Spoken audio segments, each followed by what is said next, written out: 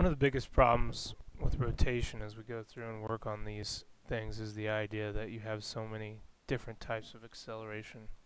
So I just want to take a minute and talk about the different types.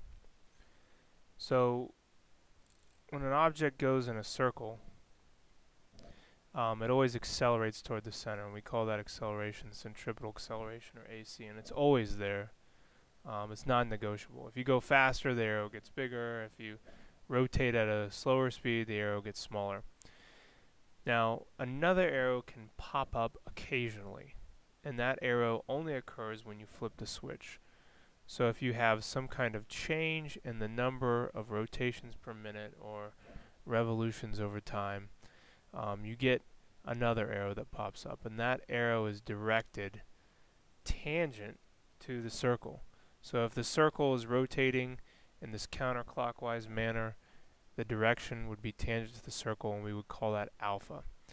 Now AC is measured in meters per second squared. Alpha is measured in radians per second squared. So they're not the same thing.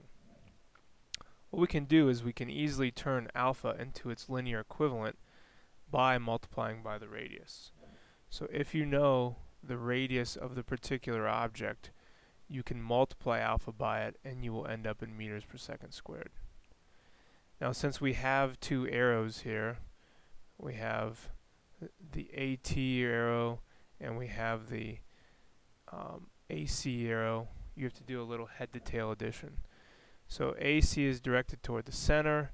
We pick up AT by its tail and place it on the head of AC, and that's going to allow us to calculate what we call A net. And A net would be equal to the square root of the sides of this right triangle we made. So it'd be AC squared plus AT squared.